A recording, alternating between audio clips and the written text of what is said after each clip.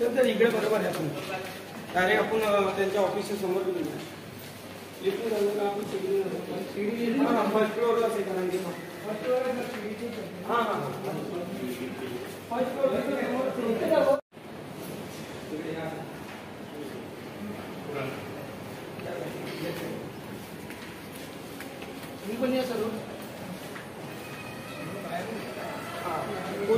दरवाजा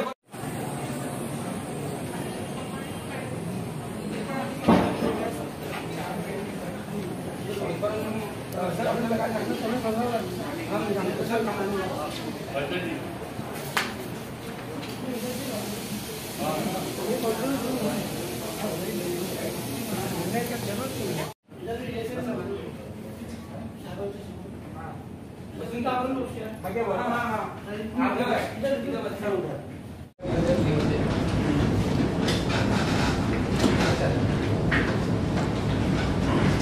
ह्या कामं करता येते मला यांच्या विषयासाठी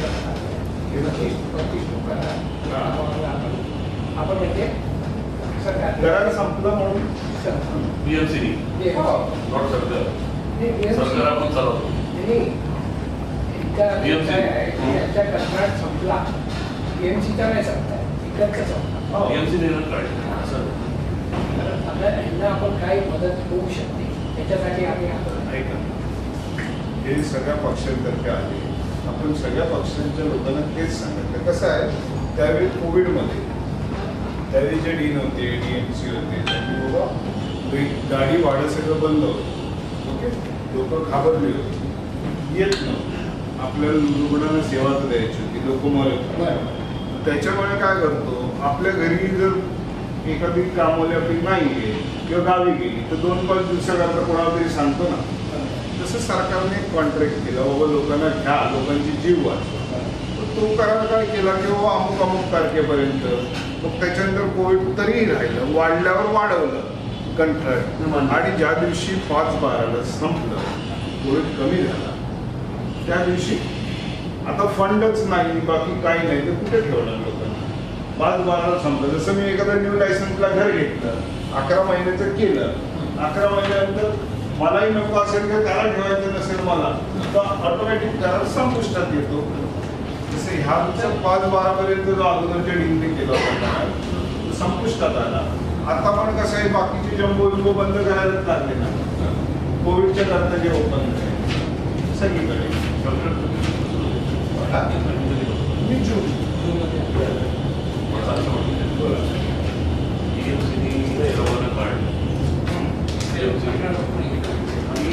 18 लोकांना त्यानंतर परत किती ठेवलं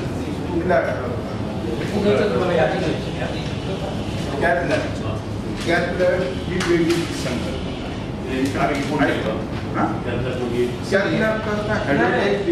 ऍक्च्युली काय झालं होतं माहिती का मी सांगतो या लोकांना ही 18ची जी आहे आणि नर्सेस आम्हाला लागणारे ECG टेक्निशियन इकडे मशीन येऊन 3-4 वर्षापासून विभागातल्या लोकांना सेवा मिळत नव्हती आज आम्ही जरी एक एन्जिओग्राफी जरी दिवसाला केली तरी 365 लोकांची करू शकतो ECG 2D हे नाही तर आम्हाला KM साहेब न्यायला पाठवलं त्याच्यामुळे मागे लागून ती लॅब चालवते मशीन इन्स्टॉल करू शकतो आपण बाकीचं सगळं करू शकतो थर्ड पार्टीमध्ये मग थर्ड पार्टीमधून जर तुम्ही यांना थर्ड पार्टी म्हणजे काय ते पहिलं केवळ मध्ये ही माणसं होते कोणी अगदी महानगरपालिकेत नाही गव्हर्नमेंटमध्ये परमनंटमध्ये असू दे किंवा कशात असू दे कुणाला मनाई होती का भरायला नाही ओपन ॲडव्हर्टाईज होती की नाही आणि दुसरी गोष्ट असं नव्हतं की चोरी छुपीवाला फॉर्म द्यायचा डिस्पॅचमधला स्कॅन घ्यायचा आर्ग्युमेंट आता एक दुसऱ्याचे करून माझं म्हणणं आहे काय केंद्र सरकारने हे केलं आहे की 100 दिवस कोणी काम केलं आहे तर त्यांना आपण नोकरीवर न्यायचं दुसरं काहीतरी केलं पाहिजे केंद्र सरकारने सांगितलेलं आहे. तर आमचं म्हणणं असं आहे तुम्ही काय आमचे दुश्मन नाही. आपण कोणाचं दुश्मन नाही आहोत, एकमेकांचे नाही. आपण पहिल्यांदा आज फर्स्ट टाइम भेटला मग कशा आपण डॉक्टर कधी दुश्मन कोणाचं होऊ नाही होऊ शकत शकत. नाही कसं आहे त्यांनी मला बघितलेलं नाही की नाही. मी तुम्हाला पाहिलं बरोबर. तुम्ही मला 2-4 वेळा अगोदर बोललात ना मी येतो काल पण येतो. मला वाटलं असेल बरेच जे आहे त्यात एक सदिच्छा भेट वगैरे असते. मला तुम्ही हा विषय सांगितला असता मी राहत असतं सगळ्यांना बोलतो. या विषयावरती तुमच्याशी 2-3 वेळा आपण मला 1-1.5 महिन्यापूर्वी बोलला. त्याच्यानंतर हे महापौरांकडून माझ्याकडे इतके वेळा आले. नाही, ते पहिले महापौरकडे गेले. नाही त्याच्यानंतर महापौरकडे नाही. माझ्याकडे आल्यानंतर ते लोक उभे गेले. 1.5 महिन्यानंतर आपण डायरेक्ट गेले. माझ्याकडे लग्न होतं म्हणून बरोबर. मला वेळ नाही. बरोबर. ठीक आहे, तो जाऊ द्या. माझं म्हणणं एवढं आहे की काही करून काही लोकांना आता हे लोक घरी बसले. कोरोनामध्ये आपण यांना यूज केला म्हणजे सरकारने यूज केलं की BMCने यूज केलं. आता ह्यांना काहीतरी पर्याय तर करून द्या. ऐका ना, पहिली गोष्ट हा तुम्ही जे म्हणताय हे केंद्र शासनाने कुठलाही सर्क्युलर किंवा कायदा आला केंद्राकडून तर राज्य शासनाने ऍक्सेप्ट करायला लागतो. ही पहिली. राज्य शासनाने जर ऍक्सेप्ट तर महानगरपालिका. आता हा जो निर्णय आहे तर तुम्हालाही माहिती आहे की या डीनच्या लेवलला आवश्यक हा कमिशनरच्या लेवल. आपण ह्याचा पत्रव्यवहार जर कमिशनर महोदयांकडे केला तर जास्त सोयीचं होईल असं मला तेच गाईड करा. हा हे नव्हतं की पण हे त्यांना आम्हाला करून नाही हे त्यांना पण सांगितलं. मी हे प्रोसेस हे जे आहे ते काय बोललं हे आम्ही वरिष्ठांकडे बोललो. आम्ही कमिशनर साहेबांना भेटलो, काकांनी साहेबांना भेटलो, महापौरांकडे जवळ जातो असं रोज तर त्यांनी पण तुम्हाला सांगितलं तुमचं काम आहे, तुमच्याकडे जागा असेल तर तुम्ही बांधा. त्यांनी सांगितलं की घ्या काही करा तुम्ही कॉन्ट्रॅक्ट करावं लागलं तरी कसं आहे. अरे असं लिहून द्यायला सांगा ना मला. ऐका ना, महापौर संपलं त्यावेळेस जेव्हा महापौर होत्या महापौरांनी का नाही मला 2 वहीचं पत्र यांना घ्या. काय कुठल्याही कर्मचाऱ्याला घ्यायचं त्याला पगार तर दिला पाहिजे, त्याचं पद निर्मिती झाली पाहिजे, त्याला वरिष्ठांची मंजुरी पाहिजे, प्रशासकीय मंजुरी. तुमच्याकडे यायचं एकच कारण की तुम्ही आम्हाला गाईड करा. नाही मी आता तुम्हाला सांगितलं ना जर तुमच्याकडे हा पेपर आहे आपण माननीय आयुक्तांना लिहा ह्या पत्रानुसार आपण ह्या जी काय आहे आम्ही भेटत घेऊ. आता तर माननीय आयुक्तांकडे जाईल आजपासून सगळं. बरोबर.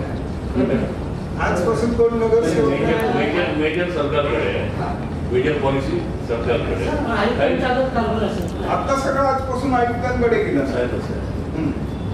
आम्ही इथे आलो म्हणजे कसा गोरगरीब आहे. करोनाच्या पिरियडमध्ये तेव्हा खूप भेटत नव्हते जे आरोग्यविधी काम करायला त्या या मुलांनी आपल्या जीव डोकं टाकून काम केलं. त्याच्यात एक त्यांच्या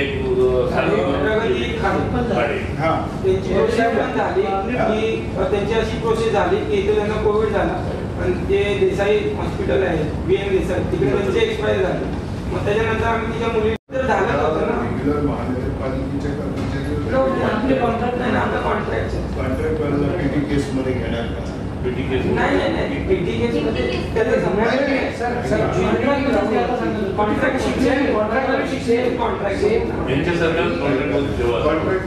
मध्ये कोण घेऊ शकतो तर तो कॉन्ट्रॅक्टर जो आहे तोच घेऊ शकतो ना. महानगरपालिका तो कधी घेणार.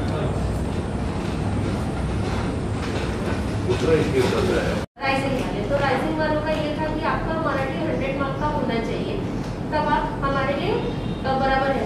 मुझे मेरा यूपी बोर्ड का तो मेरा मराठी सब्जेक्ट नहीं था तो मुझे टर्मिनेट किया गया. दोबारा से जब मैंने एग्जाम के लिए अप्लाई वगैरह किया आइसोलेट एग्जाम दिया उसी टर्म के बीच में ही कोविड आया और यहाँ पर मेरे BMC एम्प्लॉय कोई नहीं थे काम करना था. वो टाइम पे मुझे कॉल आया था और मुझे डेली बेसिस पे यहाँ पे रखा गया था. किसने कॉल किया था? मुझे सलीम सर ने कॉल किया था और सुखदेव सर मुझे पेमेंट कर देते. सुखदेव सर कहाँ से पेमेंट? सर हाँ सर वो टाइम पे फिर उसी तक मैंने 6 दिन 9 दिन मैंने ऐसे ही काम किया. फिर ये कोविड वाले जो वैकेंसी हुए तो उसी में मेरा भी नाम ऐड कर दिया गया. पहली बात तो आपको कोई तो अपॉइंटमेंट लेटर दिया होगा ना? वो टाइम पर नहीं लेकिन कोविड में जब मैं आई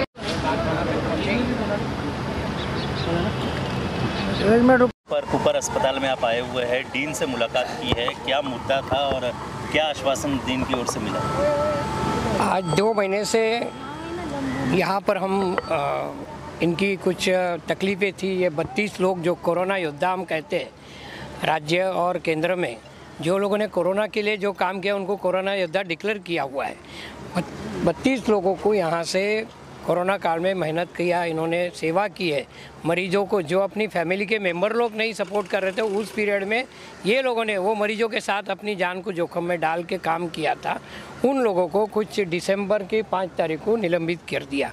उसके बाद ये लोगों ने कहाँ कहाँ अपने तरफ से गए, कहाँ इनको न्याय मिला नहीं। आज राष्ट्रवादी कांग्रेस के पार्टी के पास आए हैं। मैं अशोक पंचाल, मुंबई जनरल सेक्रेटरी, मेरे साथ में मेरे सहकारी है लक्ष्मण पुजारी साहब, ये भी मुंबई के उपाध्यक्ष और यहाँ उत्तर मध्य जिला के निरीक्षक है।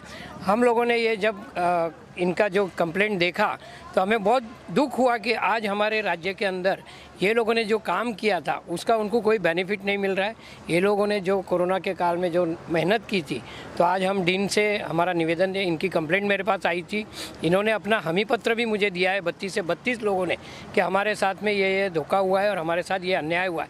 इसको लेके आज हम शैलेश मोहिते जो डीन है उनसे हमने आज मुलाकात ली। हमने निवेदन दिया है उनको कि ये लोगों को ये कोरोना तो अभी ख़त्म होने जा रहा है, लेकिन कहीं ना कहीं इनको यहाँ समाविष्ट करो ये हॉस्पिटल में, अन्यथा कहीं और।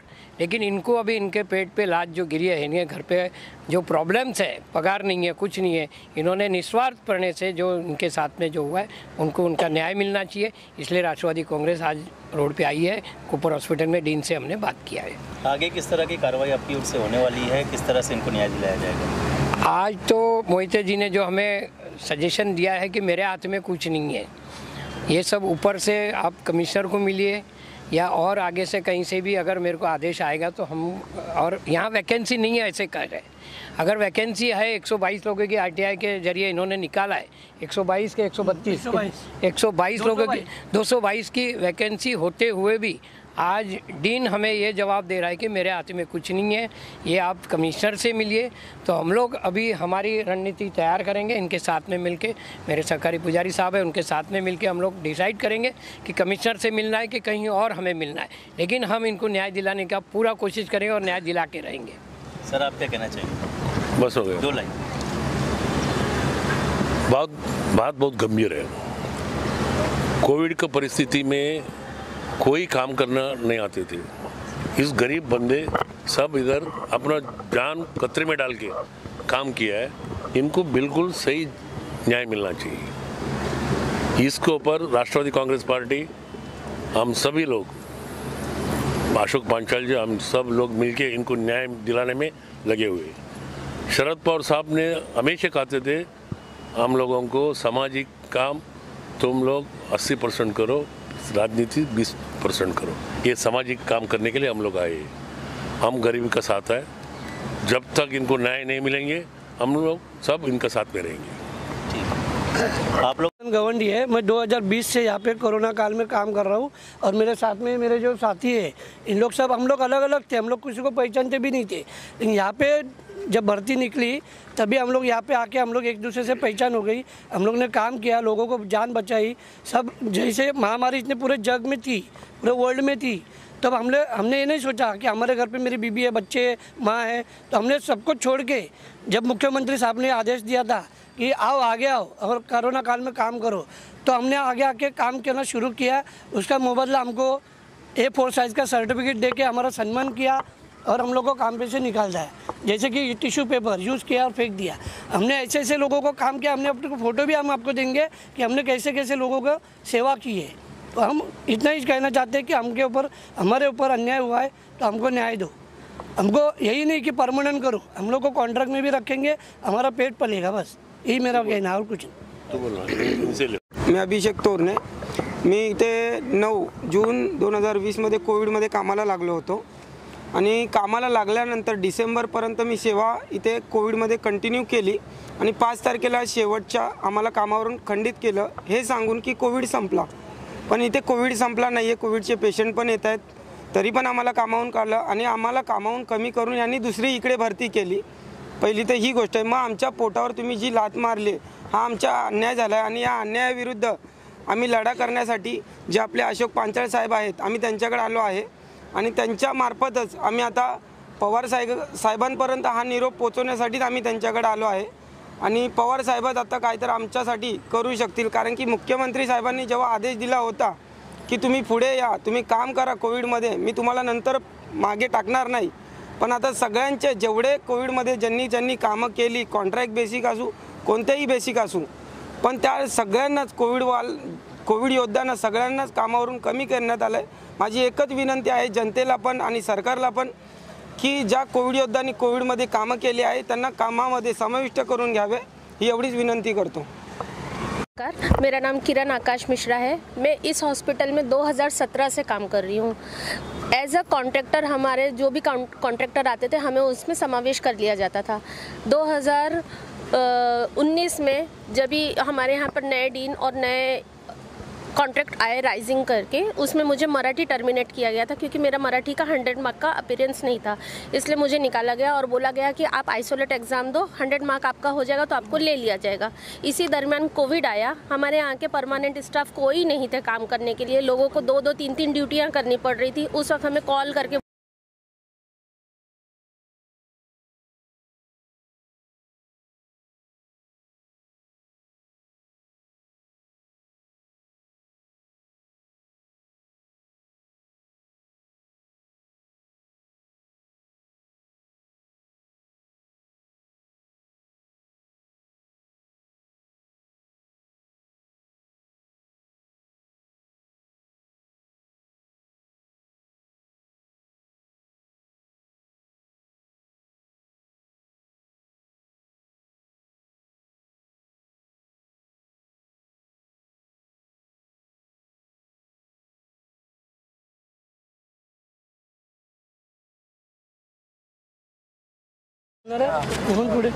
बच्चन साहब, मेरा सवाल आपसे ये है कि आज हमारे देश में जो कोविड का टाइम चल रहा था, बहुत से लोगों को सम्मान दिया गया और बहुत से लोगों का सम्मान लिया गया, मतलब बहुत से लोगों को काम से निकाल दिया गया.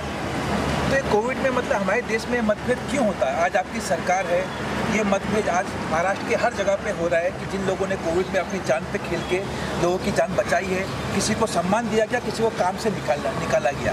तो इसके लिए आपकी सरकार आगे क्या करेगी कि ऐसे लोग आने वाले टाइम पे और ना हो? जब तक सामने नहीं आएंगे तब तक सरकार के ऊपर कोई प्रेशर नहीं आ सकता है. ये लोग आज सामने आए हैं तो मेरी सरकार पे, महाआघाड़ी सरकार पे हमें पूरा भरोसा है और वो इनको न्याय देंगे. ये हम आपके माध्यम से हम कहना चाहेंगे. सरकार इनके साथ अन्याय नहीं होने देंगी. आपके दिमाग में अगर ऐसा कुछ है कि सरकार इनके ऊपर अन्याय कर रही है तो आने वाले समय के ऊपर आपको पता चलेगा कि इनके साथ में न्याय हो चुका है. नहीं, सरकार के इसमें अन्याय की बात नहीं है. जो इन पे अन्याय हुआ है, आज बहुत से लोग जो हॉस्पिटल में काम करते हैं, जैसे ये लोग काम करते थे, बहुतों को सम्मान मिला, वो आज जॉब भी कर रहे हैं. इनमें से कुछ लोगों को भी सम्मान मिला है लेकिन इनके पास जॉब नहीं है.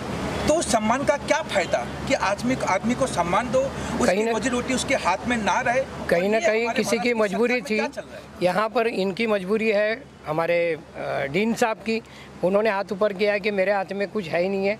उनको भी ऊपर से आदेश रहेगा और सिर्फ ऊपर तक का ये आदेश नहीं है ना, जितने भी अपनी बीएमसी की हॉस्पिटल है उस पर सब में यही आदेश जा चुका है कि कोरोना काल में जो कॉन्ट्रैक्ट पे थे उनको निकाल दिया जाए. लेकिन हमने आज राष्ट्रवादी की ओर से हमने पुढाकार लिया है कि इनको हम न्याय दिलाने का जो बीड़ा हमने उठाया है, मैं और हमारे लक्ष्मण पुजारी साहब ने, तो ये इनका न्याय दिलाने के लिए हम लोग लड़ेंगे, आखिर तक लड़ेंगे. अगर आने वाले समय पर इनके विरुद्ध में कुछ गवर्नमेंट ऑफिसर आते हैं जो इनको निकाले हैं या जो कॉन्ट्रैक्टर है वो आपके खिलाफ आते हैं, तो आप और आपकी सरकार क्या करेंगे? नहीं, हम लड़ेंगे, बोल रहा हूँ ना. न्याय लेने के लिए हमें लड़ना ही है और जो हम लीडरशिप दिखा रहे हैं आपको, तो इसके लिए लड़ने के लिए ही.